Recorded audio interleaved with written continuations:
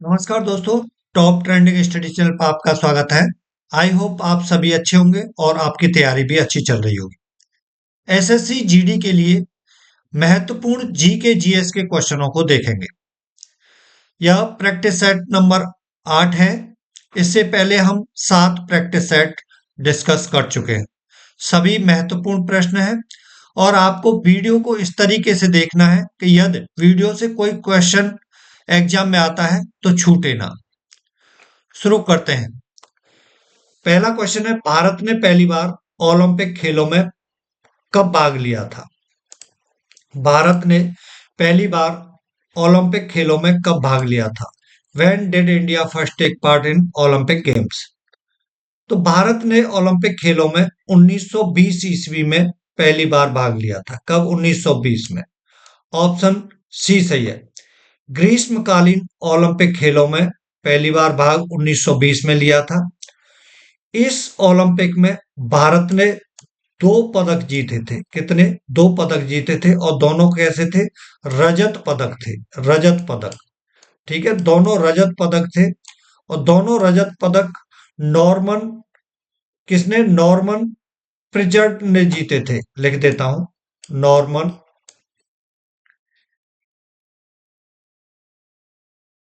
Norman Pritchard. ठीक है, mouse से लिखने में थोड़ा समय लगता है, एडजस्ट करना। ठीक है, नॉर्मन प्रिचर्ड ने जीते थे दोनों दोनों रजत पदक। बात की जाए शीतकालीन ओलंपिक की तो भारत ने 1964 में, कब? 1964 में पहली बार भाग लिया था शीतकालीन ओलंपिक में, 1964 ईस्वी के अंदर। नेक्स्ट क्वेश्चन है, नाइट का प्रयोग, जो नाइट शब्द होता है उसका प्रयोग निम्नलिखित में से किस खेल में किया जाता है? आपको बताना है। 4 ऑप्शन दे रखे हैं, इनमें से किस खेल में नाइट शब्द का प्रयोग किया जाता है? शतरंज के अंदर नाइट शब्द का प्रयोग किया जाता है। शतरंज के अंदर ऑप्शन डी सही हो जाएगा। और जो इंपॉर्टेंट शब्द हैं जिनका उपयोग शतरंज गेम के अंदर किया जाता है उसमें क्या है? प्यादा, विशप, किंग, क्वीन। ठीक है, कौन कौन से? प्यादा, विशप, किंग और क्वीन। ये भी ऐसे वर्ड हैं जिनका यूज शतरंज गेम में होता है। नेक्स्ट क्वेश्चन है, ग्लोबल इंडियन म्यूजिक अवार्ड के प्राप्तकर्ता विक्रम घोष एक संगीतकार और विख्यात भारतीय डैश वादक है। तो क्या वादक है ये? तबला वादक है। तबला, यहाँ क्या आएगा? तबला आएगा भाई। तबला वादक है। अपना ऑप्शन सी सही हो जाएगा। ऑप्शन सी सही हो जाएगा, तबला वादक। बात की जाए विक्रम घोष, ये जो विक्रम घोष हैं ये पंडित शंकर घोष के बेटे हैं। पंडित शंकर घोष भी एक प्रसिद्ध तबला वादक थे। बात की जाए ग्लोबल इंडियन म्यूजिक अवार्ड, इनको सन 2012 का, कौन सा? सन 2012 का ग्लोबल इंडियन म्यूजिक अवार्ड इनको मिला था। किसके लिए? इनकी प्रसिद्ध रचना वंदे मातरम के लिए। किसके लिए? वंदे मातरम। प्रसिद्ध रचना इनकी है वंदे मातरम। वंदे मातरम के लिए इनको 2012 का ग्लोबल इंडियन म्यूजिक अवार्ड मिला था। ठीक, वंदे मातरम के लिए। नेक्स्ट क्वेश्चन है, पंडित जसराज निम्नलिखित में से किस क्षेत्र से संबंधित है? Pandit Jasraj belongs to which field? किससे संबंधित है? शास्त्रीय गायन से संबंधित है, क्लासिकल सिंगिंग से संबंधित है पंडित जसराज। ये है पंडित जसराज। इनका जन्म 1930 ईस्वी में हुआ था और इनकी जो मृत्यु हुई थी वो सन 2020 के अंदर हुई थी, पंडित जसराज की। ये बात की जाए, पूछ लिया जाता है कि पंडित जसराज किस घराने से संबंधित है? पंडित जसराज मेवाती घराने से संबंधित है। किससे? मेवाती घराना। मेवाती घराने से संबंधित है पंडित जसराज। ठीक है, पुरस्कारों की बात की जाए कि पंडित जसराज को कौन कौन से पुरस्कार मिले थे, तो पद्म भूषण इनको मिला था। पद्म भूषण, पद्म विभूषण, लता मंगेशकर पुरस्कार इनको मिला था, संगीत नाटक अकादमी पुरस्कार इनको मिला था। अगला क्वेश्चन है, किस शहर में प्रसिद्ध मीनाक्षी मंदिर स्थित है? किस शहर में प्रसिद्ध मीनाक्षी मंदिर स्थित है? मदुरई के अंदर है प्रसिद्ध मीनाक्षी मंदिर। ऑप्शन बी सही है। इस जो मीनाक्षी मंदिर है, इस मीनाक्षी मंदिर को सुंदरेश्वर मंदिर भी कहा जाता है। क्या? सुंदरेश्वर मंदिर भी कहा जाता है। मीनाक्षी मंदिर किस नदी के किनारे स्थित है? ये प्रश्न बनता है। तो मीनाक्षी मंदिर वैगई नदी के किनारे स्थित है। वैगई नदी, ठीक है, वैगई नदी के किनारे स्थित है मीनाक्षी मंदिर।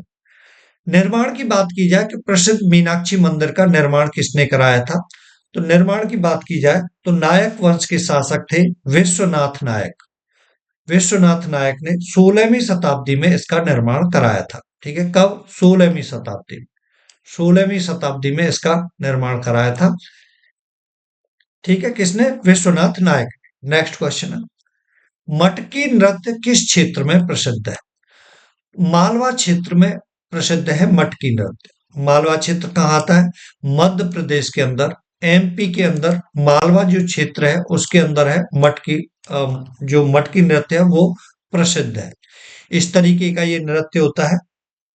ठीक है, मटकी को सिर पर रख करके महिलाएं बैलेंस करके नाचती हैं। ठीक है, इसको कलाकारों द्वारा सिर पर मटकी को संतुलित करके नृत्य किया जाता है। नेक्स्ट क्वेश्चन है, कर्क रेखा डैश भारतीय राज्यों से होकर गुजरती है? The topic of Cancer the Tropic of Cancer passes through dash Indian state. कितने? 8 स्टेटों से होकर गुजरती है। ऑप्शन डी सही हो जाएगा। कौन कौन से? एक क्वेश्चन आता है, एक क्वेश्चन आता है, ऐसी कौन सी नदी है जिसे कर्क रेखा 2 बार काटती है? बहुत इंपॉर्टेंट क्वेश्चन है, बहुत आता है। तो वो नदी है माही नदी। कौन सी? माही नदी है जिसे कर्क रेखा 2 बार काटती है। ठीक है, माही नदी। माही नदी। बात की जाए कि जो कर्क रेखा है 8 राज्यों से, भारतीय राज्य 8 भारतीय राज्यों से होकर गुजरती है, वो कौन कौन से हैं? तो ये मैंने मैप लिया है। देखो, यहां सबसे पहले लेफ्ट से आप अपने माइंड में बैठा लो इसको, जो मैप है लेफ्ट से शुरू करो कि भाई गुजरात से गुजरती है। फिर छोटा सा हिस्सा राजस्थान का आता है। उसके बाद मध्य प्रदेश आता है। मध्य प्रदेश के बाद ये जो छत्तीसगढ़ आता है, ये छत्तीसगढ़ है ना, छत्तीसगढ़। इसके बाद झारखंड है कंप्लीट। उसके बाद आ जाता है क्या? पश्चिम बंगाल। पश्चिम बंगाल के बाद त्रिपुरा, और ये क्या है? मिजोरम। ठीक है, ये ऐसे टोटल 8 राज्य है। अगला क्वेश्चन है, क्वेश्चन नंबर 8। एन अनशूटेबल बॉय पुस्तक के लेखक कौन सी सेलिब्रिटी है? वो है करण जौहर। करण जौहर द्वारा लिखी गई है अनसुटेबल बॉय। इन्होंने इसको किस भाषा में लिखा है? इंग्लिश भाषा में लिखा है। ठीक है, अंग्रेजी भाषा में लिखा हुआ है इस पुस्तक को। इसमें इन्होंने इस बुक में अपनी बचपन से लेकर जीवन की विभिन्न घटनाओं के बारे में प्रकाश डाला है। ठीक है, अगला क्वेश्चन है, करण जौहर की है, इंपॉर्टेंट है, ध्यान रखना है, अनसुटेबल बॉय। ठीक है, इंपॉर्टेंट है। नेक्स्ट क्वेश्चन है, निम्नलिखित में से कौन भारत की एक धर्मनिरपेक्ष राज्य के रूप में वर्णित करता है? निम्नलिखित में से कौन भारत को एक धर्मनिरपेक्ष राज्य के रूप में वर्णित करता है? Which of the following describes India as a secular state? वो है संविधान की प्रस्तावना। ठीक है, संविधान की प्रस्तावना। ऑप्शन डी सही हो जाएगा। नेक्स्ट क्वेश्चन, प्रायद्वीपीय भारत की सबसे लंबी नदी के बारे में आपसे पूछा गया है। लॉन्गेस्ट रिवर, तो वो है गोदावरी नदी। गोदावरी नदी नदी, ऑप्शन डी सही है। नेक्स्ट क्वेश्चन है, क्वेश्चन नंबर 11 है दोस्तों। चंद्रयान 3 के लैंडर का नाम आपसे पूछा गया है।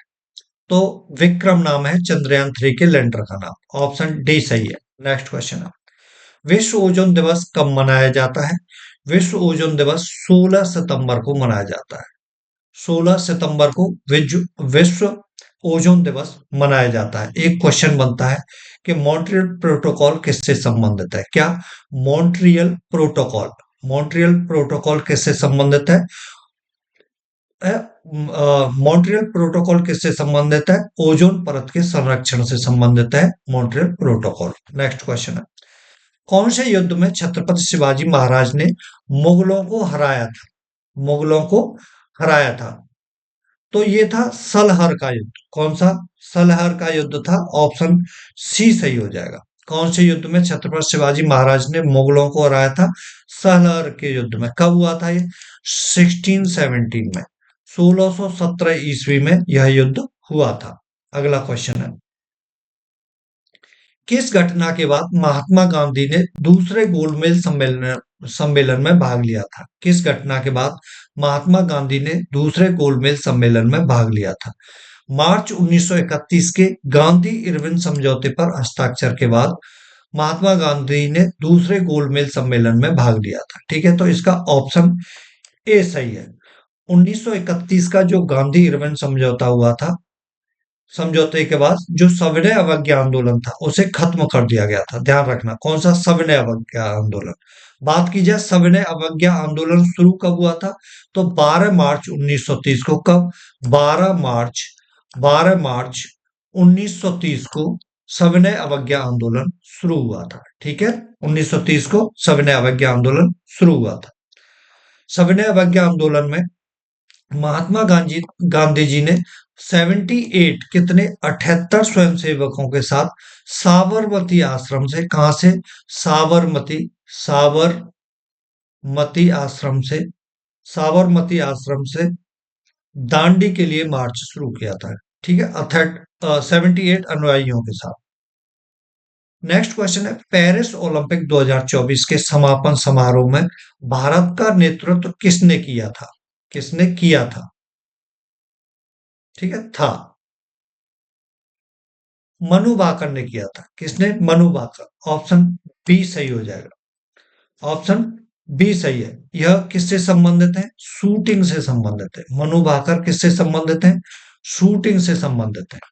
ठीक है, इंपॉर्टेंट है, पूछा जाता है। मनु भाकर किससे संबंधित है? शूटिंग से। कहाँ की रहने वाली है? हरियाणा की। ठीक है, हरियाणा की रहने वाली है। नेक्स्ट क्वेश्चन है, भूस्खलन पूर्वानुमान और डेटा प्रसार के लिए केंद्रीय मंत्री जी किशन रेड्डी द्वारा लॉन्च किए गए ऐप और वेबसाइट का नाम आपसे पूछा गया है कि क्या नाम है भाई?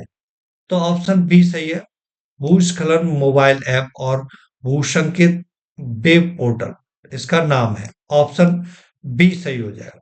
नेक्स्ट क्वेश्चन है, T20 अंतरराष्ट्रीय में 200 छक्के लगाने वाले पहले बल्लेबाज कौन बने?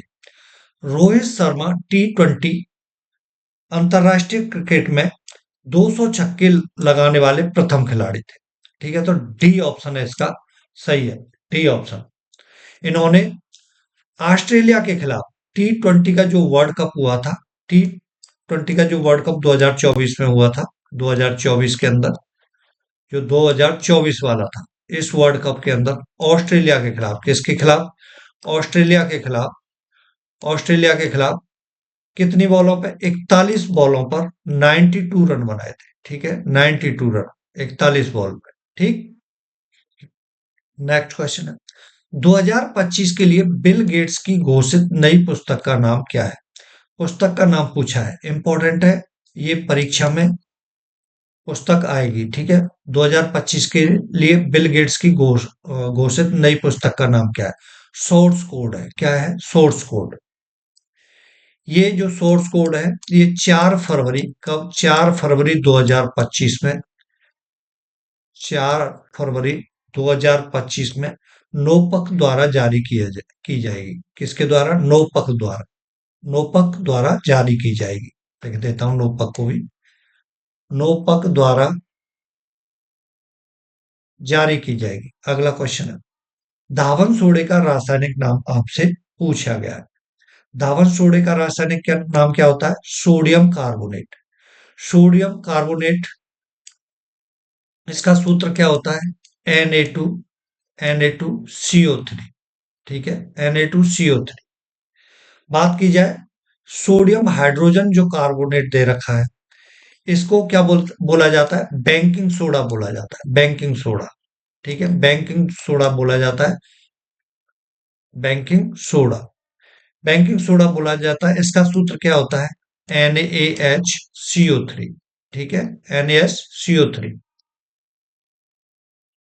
कास्टिक सोडे का क्या सूत्र होता है? कास्टिक सोडा पूछा जाए भाई, कास्टिक सोडे का क्या सूत्र है?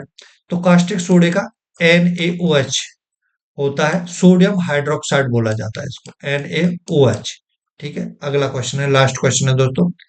किस संघ के प्राणियों के संधि युक्त पाद होते हैं? तो वो है अर्थोपोडा, ये पूरा अर्थोपोडा संघ है। ठीक है, अर्थोपोडा संघ।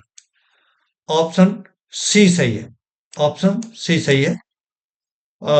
यदि आपकी दोस्तों कोई क्वेरी होती है तो कमेंट में आप टाइप करके बता सकते हैं। आपको वीडियो कैसी लगी वो भी आप बता सकते हैं। Thank you for watching this video. नमस्कार।